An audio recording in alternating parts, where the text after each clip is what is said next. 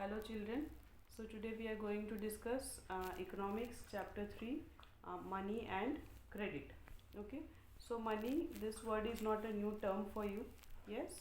So money we can define as anything which act as a medium of exchange, isn't it? Or unit of accounting to facilitate the economic activities, isn't it? Like currency, paper notes and coins, and a deposit, bank check and all. Yes. Now barter system and the need of money in barter system is also, you know it. In barter system, goods are directly exchanged with goods to complete the needs. Like in your book you can see the examples of shoemaker. Okay, that is shoemaker exchange a pair of shoes to the farmer for some quantity of wheat. Okay, but this system has several drawbacks also. That is, double coincidence of want is essential from both the side. Then store of value, yes, unit of accounting, payment. These all are the drawbacks we can say of this system. Okay. Then in forms of money, if we see, in old forms of money was grains and cattle, or metallic coins of gold, silver and copper. Yes, and if you see the modern forms of money, so the modern forms of money is currency, then deposit with banks, check. So currency, then deposits and check. This is also not a new term for you. Yes, currency, that is paper money, paper notes and coins, that is a currency. Yes, currency is used to do different business activities.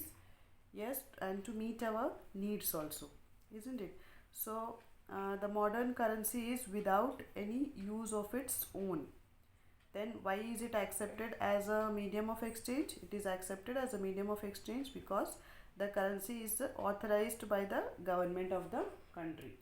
Okay, this is the reason why we are using currency. And deposits with bank, as we all know that the salaries or the wages, whatever we are earning, that we used to deposit in the bank, and in for that bank used to give some interest also. Yes, so that is deposit with bank, currency and all. Now comes loan activities of the bank. What are the loan activities of the bank? So bank mediates between those who has surplus amount or those who needs money. Okay. So what they do is they accept deposits from the bank account holders who have excess amount, and bank stores the small portion of this amount as a provision for users who wish to withdraw the money. And currently in India, what happened, this is around 15% of the total amount. So the major portion of the money is offered as a loan to those who needs money.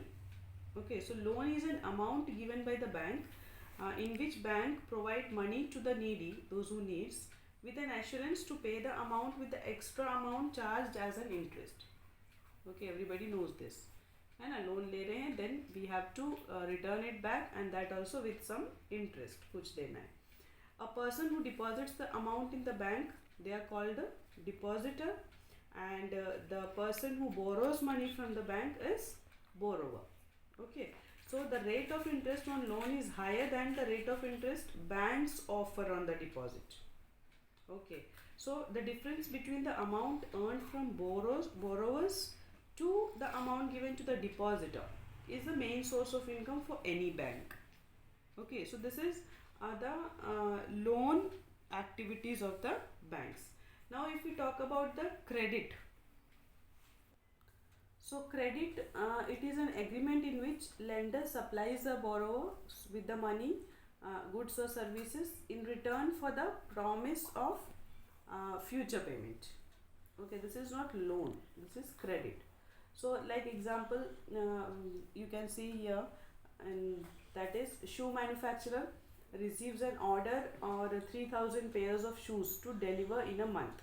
So to complete this order, he needs resources such as workers, raw materials and all. So he asks raw materials supplier to supply raw material now, and then promises to pay him later. He then obtains loan in cash as an advance payment from the person who gives the order, and this way he have solved his present working capital needs. Okay, so at the end of the month he is able to complete the order and earn money. And in the second scenario, you can see a farmer took loan from a money lender to meet expenses of crop cultivation. Okay, and due to bad weather, what happened? Crops fail, and the farmer is not able to repay the loan. So over here, what happened? The loan grows to a larger amount, and this situation is called debt trap. Okay, when the loan grows to a larger amount. So the farmer is now caught in the debt trap, and to pay off the debt, farmer has to sell some of his land. So in this case, the credit creates negative impact on the business.